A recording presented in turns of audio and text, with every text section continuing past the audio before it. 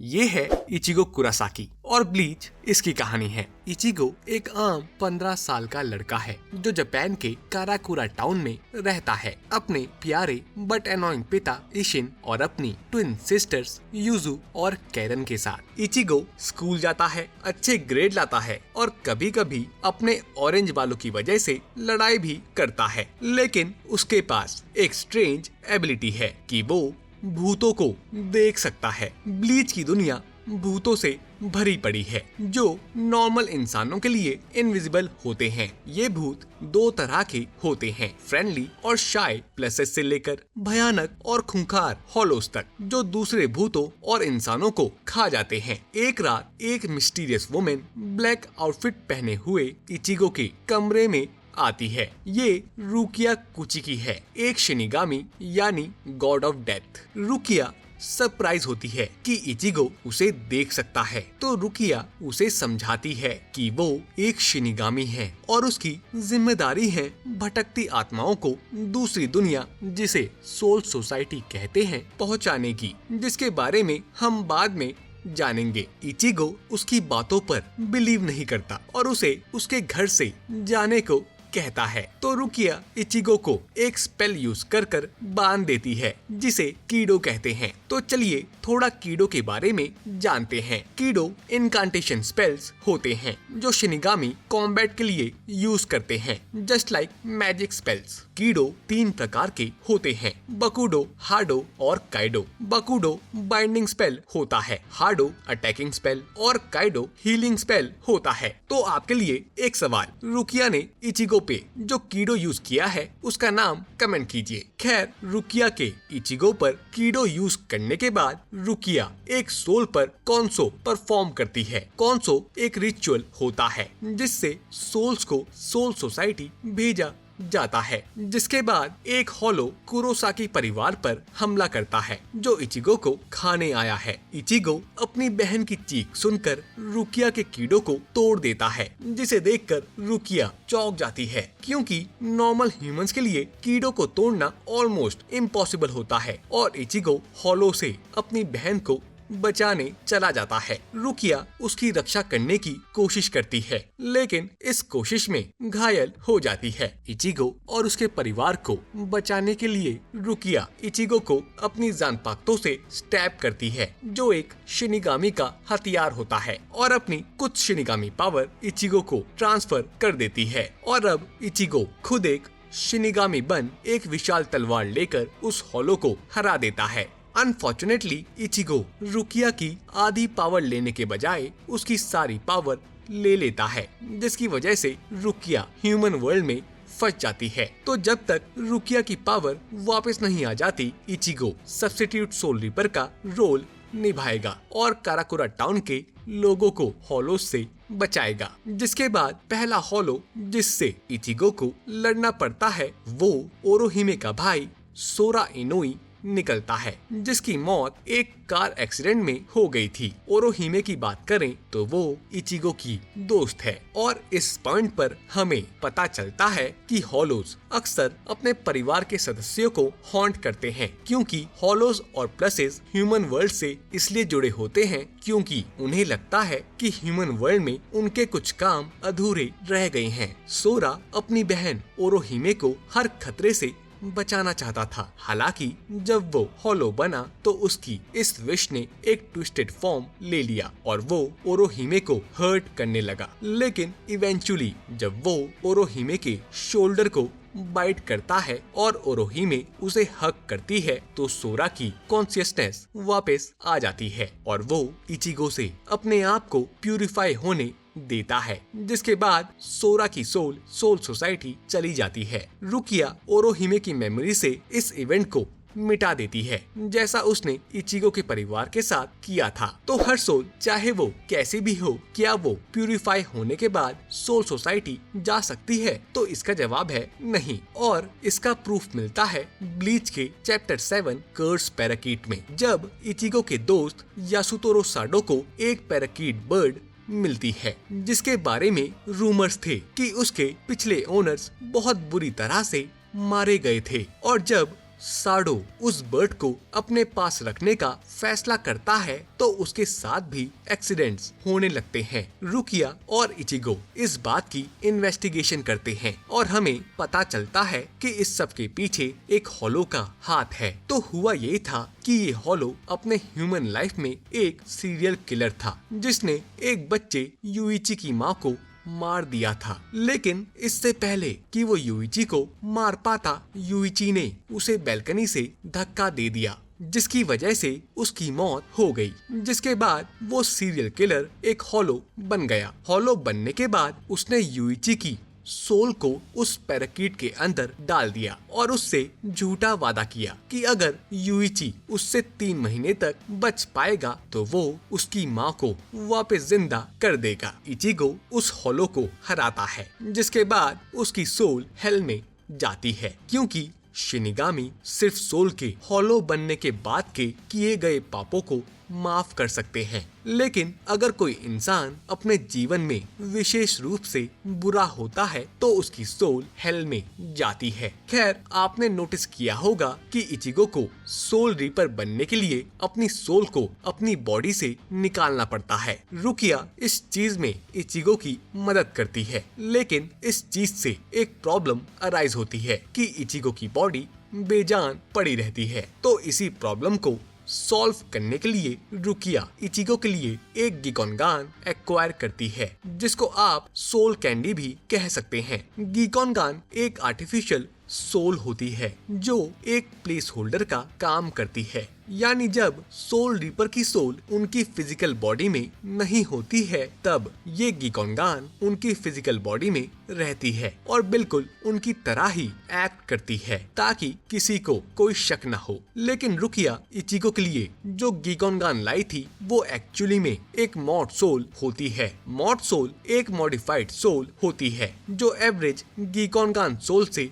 Stronger और smarter होती है और मेनली बैटल के लिए बनी होती है। अब ये मॉड सोल इचिगो की बॉडी में आकर इचिगो के स्कूल में हंगामा करती है और हॉलो से लड़ती है। प्रॉब्लम यहाँ आती है कि वो ये सब इचिगो की फिजिकल बॉडी में रहकर करती है। तो इचिगो उस मॉड सोल को ढूंढकर अपने शरीर से बाहर निकालता है और उसे एक स्टफ टॉय में डाल देता है और इस टॉय को कॉर्न नाम से जाना जाता है। एक दिन इचिगो अपने शिनिगामी की जिम्मेदारियों को थोड़े वक्त के लिए रोकने को कहता है क्योंकि इस दिन इचिगो की माँ मसाकी की डेथ एनिवर्सरी है और हर साल कुरोसाकी परिवार ग्रेवयार्ड जाते हैं टू पे देयर रिस्पेक्ट टू मसाकी। हालांकि इस साल उनके साथ रुकिया भी जाती है। इचिगो और रुकिया ग्रेवयार्ड पर एक हॉलो के रिएत्सु को डिटेक्ट करते हैं। अब ये रिएत्सु है क्या चीज, चलिए जानते हैं। तो सिंपल शब्दों में रिएत्सु को हम स्पिरिचुअल प्रेशर बोल सकते हैं जो किसी भी इंसान के शरीर से निकले रिर्योकु को दर्शाता है। और अब ये रिर्योकु है क्या, तो रिर्योकु स्पिरिचुअल एनर्जी होती है जस्ट लाइक चक्रा, माना और मैजिक। रिर्योकु एक शिनिगामी या हॉलो की लाइफ फोर्स होती है जिससे उनकी सारी पावर और एबिलिटीज डिराइव होती है। इचिगो और रुकिया उस रिएत्सु को फॉलो करते हैं और हम देखते हैं कि एक हॉलो कैरिन और यूजू पर अटैक करता है। इस हॉलो का नाम ग्रैंड फिशर होता है और ये वही हॉलो था जिसने मसाकी की जान ली थी। असल में जब इचिगो 9 साल का था तो उसे घोस्ट दिखाई देने लगे थे, but he was just a child, तो उसे लिविंग बीइंग और घोस्ट में अंतर पता नहीं था। तो एक दिन जब इचिगो और उसकी माँ ब्रिज के पास से घर आ रहे थे तो इचिगो को एक लड़की का घोस्ट ब्रिज के पास डूबते हुए दिखाई देता है। इचिगो उसको बचाने के लिए उसके पास जाता है, लेकिन असल में ये ग्रैंड फिशर का एक छलावा था। इससे पहले कि ग्रैंड फिशर इचिगो को मार पाता मसाकी बीच में आ जाती है। खैर, back to the present, Ichigo Grand Fisher से लड़ता है और ग्रैंड फिशर रिवील करता है कि वो उस घोस्ट लड़की को एज अ बेट यूज करता है ताकि वो स्ट्रॉन्ग स्पिरिचुअल एनर्जी वाले लोगों को ल्यूर कर सके, क्योंकि सिर्फ वही लोग उस घोस्ट लड़की को देख सकते हैं क्योंकि ये लड़की एक्चुअली में रेशी से बनी है। अब ये रेशी है क्या चीज, अगर सिंपली एक्सप्लेन किया जाए तो जैसे ह्यूमन वर्ल्ड में हर चीज एटम से बनी होती है, वैसे ही सोल सोसाइटी में हर चीज रेशी से बनी होती है। और इसीलिए सिर्फ शिनिगामी, हॉलोज और वो लोग जिनके पास स्ट्रॉन्ग स्पिरिचुअल पावर होती है, बस वही उन चीजों को देख सकते हैं जो रेशी से बनी होती है। खैर, ग्रैंड फिशर इचिगो से लड़ने के लिए उस लड़की की इमेज को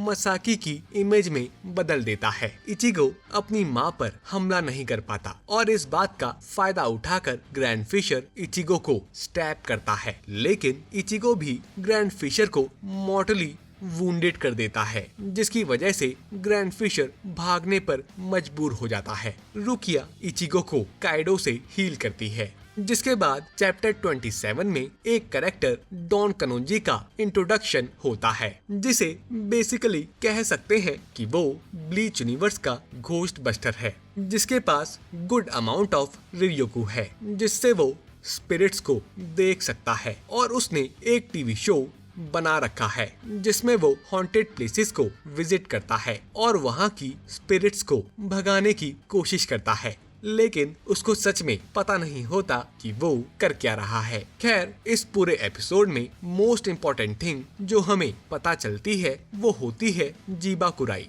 जिनको अर्थ बाउंड स्पिरिट भी कहते हैं। ये ह्यूमन स्पिरिट्स होती हैं जो सोल सोसाइटी नहीं जा पाती, क्योंकि उन्हें कुछ छोड़कर जाने का अफसोस होता है। इस चैप्टर में डॉन कनोजी के कारण इस स्पिरिट की हॉलोफिकेशन प्रोसेस फास्ट हो जाती है, जिससे वो स्पिरिट हॉलो में बदल जाती है। इचिगो उस हॉलो को हराता है and that's it. Now Don Kanonji अकेला नहीं है जो स्पिरिट्स को देख सकता है, इचिगो और रुकिया के अलावा, क्योंकि चैप्टर 33 में इचिगो को एक प्रॉब्लम फेस करनी पड़ती है कि जब तक इचिगो को एक नए हॉलो के बारे में पता चलता है, तब तक उस हॉलो को कोई एलिमिनेट कर देता है। इससे आप सबको लगेगा कि काराकुरा टाउन में एक और सोल रीपर आ चुका है, लेकिन हकीकत ये है कि ये काम काराकुरा हाई स्कूल के ही एक स्टूडेंट का होता है। Introducing Uryu Ishida, also known as the last remaining Quincy. तो चलिए थोड़ा क्विंसी के बारे में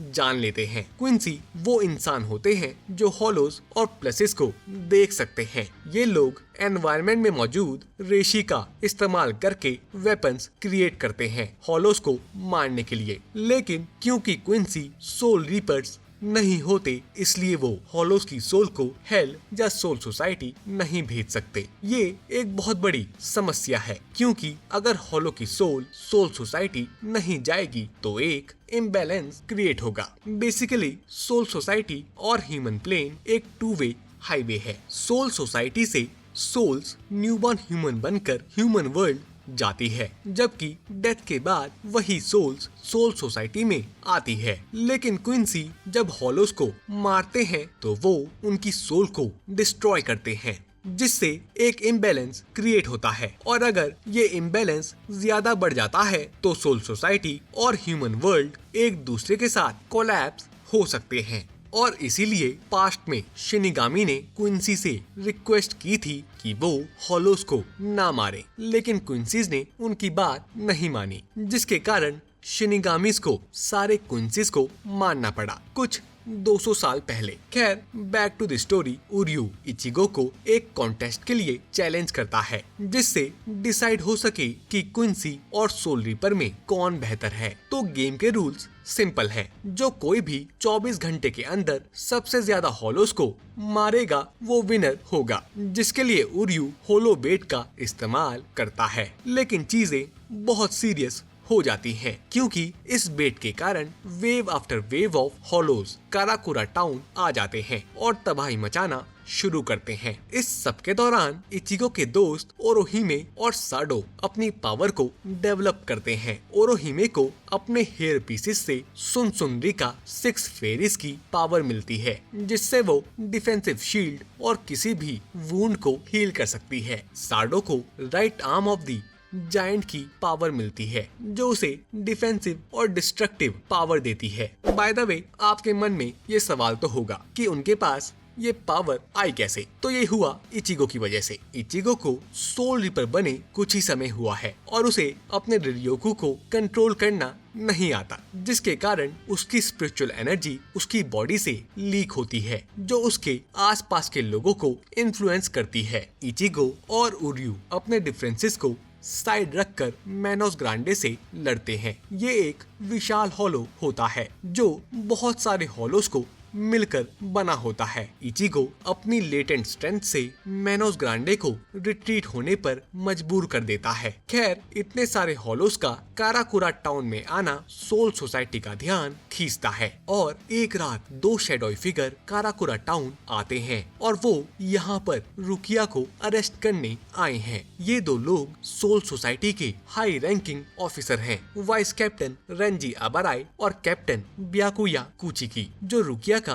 बड़ा भाई है। रुकिया ने अपनी शिनिगामी पावर एक इंसान को देकर एक गंभीर अपराध किया है और अब सोल सोसाइटी ने उसे पकड़ने के लिए एक वारंट जारी किया है। इचिगो रुकिया को बचाने की कोशिश करता है और कुछ हद तक रेंजी को ओवर पावर भी कर देता है, लेकिन ब्याकुया उसे बड़ी आसानी से हरा देता है। ब्याकुया इचिगो की सकेत्सु और हाकोसुई को डिस्ट्रॉय कर उसे मरने के लिए छोड़ देता है। ये शिनिगामी के वो पार्ट्स होते हैं जो रियोकु को प्रोड्यूस करने में मदद करते हैं, जिसके बाद ब्याकुया और रेंजी रुकिया को सैन काइमॉन के थ्रू सोल सोसाइटी ले जाते हैं। सैन काइमॉन सोल सोसाइटी और ह्यूमन प्लेन के बीच का पोर्टल होता है। खैर, इचिगो बारिश में अपनी फेट का इंतजार कर रहा होता है कि तभी किसुके उराहारा वहाँ पर आता है, जो उराहारा कैंडी स्टोर का ओनर है। किसुके उराहारा एक फॉर्मर शिनिगामी है जिसके कुछ हिडन एजेंडाज हैं। किसुके इचिगो की जान बचाता है और उससे वादा करता है कि वो इचिगो की शिनिगामी पावर को अनलॉक कर सकता है और वो इचिगो को 10 दिन के अंदर ट्रेन करेगा ताकि इचिगो रुकिया को सोल सोसाइटी से रेस्क्यू कर सके। इसी बीच उराहारा की एसोसिएट एक टॉकिंग ब्लैक कैट योरुइची, ओरोहिमे और साडो को उनकी पावर यूज करना सिखाती है। वहीं उर्यू भी अपनी क्विंसी एबिलिटीज को मास्टर करता है। खैर, इचिगो को उराहारा शॉप के ट्रेनिंग रूम में लाया जाता है, जहां उसे शिनिगामी बनने के लिए 3 ट्रायल्स को पूरा करना होगा, जिसमें सबसे पहले ट्रायल में इचिगो को अपने स्पिरिचुअल पावर को दोबारा डेवलप करना होगा, जिसके लिए उराहारा इचिगो की सोल को उसकी बॉडी से बाहर निकालता है और इचिगो उरुरु के साथ तब तक ट्रेनिंग करता है जब तक इचिगो की स्पिरिचुअल बॉडी की मूवमेंट उसकी फिजिकल बॉडी की मूवमेंट से बेहतर नहीं हो जाती। दूसरे ट्रायल में उराहारा इचिगो की चेन ऑफ फेट को तोड़ देता है और इचिगो को एक पिट में गिर देता है। चेन ऑफ फेट एक चेन होती है जो सोल्स को उनकी फिजिकल बॉडी से बांध कर रखती है। घोस्ट्स के लिए उनकी चेन ऑफ फेट टूटी हुई होती है और कुछ समय बाद ये चेन ऑफ फेट इरोड होने लगती है और जब ये चेन ऑफ फेट पूरी तरह से इरोड हो जाती है तो प्लसेस हॉलो में बदल जाते हैं। खैर, पिट में इचिगो की चेन इरोड होने लगती है और उराहारा बताता है कि इचिगो के पास 72 आवर्स हैं शिनिगामी बनने के लिए, नहीं तो वो हॉलो बन जाएगा और उराहारा को उसे मारना पड़ेगा। इचिगो 72 आवर्स खत्म होने के बाद भी शिनिगामी नहीं बन पाता और उसका हॉलोफिकेशन प्रोसेस शुरू होता है। लेकिन ये हॉलोफिकेशन प्रोसेस थोड़ा सा डिफरेंट था, क्योंकि इसमें इचिगो का हॉलो मास्क सबसे पहले फॉर्म हो रहा था, जबकि नॉर्मल केसेस में एक सोल का हॉलो मास्क सबसे लास्ट में फॉर्म होता है और इसका मतलब था कि इचिगो अपने हॉलो ट्रांसफॉर्मेशन को रेजिस्ट कर रहा है, जिसके बाद इचिगो अपने आप को अपने इनर वर्ल्ड में पाता है। ये एक स्पिरिचुअल प्लेस होता है जो हर शिनिगामी के सोल के अंदर होता है। यहाँ इचिगो की मुलाकात एक स्ट्रेंज आदमी से होती है जो इचिगो को अपना नाम बताता है, लेकिन इचिगो को सुनाई नहीं देता और वो इचिगो को नंबर ऑफ बॉक्सेस में से एक बॉक्स चुनने को कहता है जिसमें इचिगो की शिनिगामी पावर होती है। लेकिन अगर इचिगो समय रहते वो बॉक्स नहीं ढूंढ पाया तो वो हॉलो बन जाएगा। खैर इचिगो को उर्यू की एक बार याद आती है कि शिनिगामी की रीराकू का कलर रेड होता है। अब ये रीराकू है क्या चीज? तो सिंपल शब्दों में रीराकू को स्पिरिचुअल सेंसिंग या स्पिरिचुअल विजुअलाइजेशन भी बोला जाता है, जिससे हम किसी के रिरियोकू को देख सकते हैं। तो इचिगो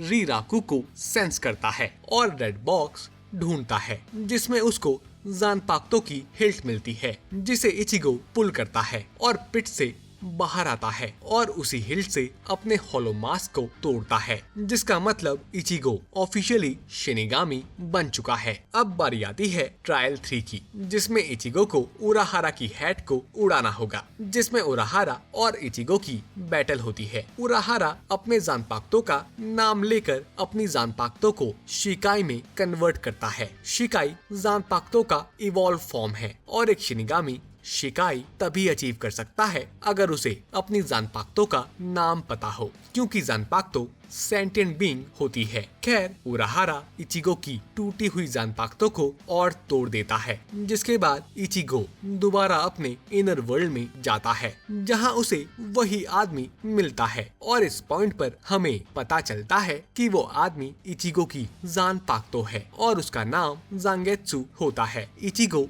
जांगेत्सु का नाम पुकारता है और अपनी स्वॉर्ड शिकाई में कन्वर्ट करता है, जो देखने में एक लार्ज क्लीवर जैसी होती है, और इचिगो एक पावरफुल स्लैश से उराहारा की हेड को कट करता है, जिसके साथ ही इचिगो की ट्रेनिंग समाप्त होती है और वो रेडी है सोल सोसाइटी जाने के लिए। तो पूरा गैंग उराहारा शॉप के पास इकट्ठा होता है, जहां वो सैन काइमॉन के थ्रू सोल सोसाइटी के लिए निकलते हैं रुकिया को बचाने के लिए। और इसी के साथ सब्स्टिट्यूट शिनिगामी आर्क खत्म होता है। अगर आपको ये वीडियो पसंद आई तो please like, share and subscribe.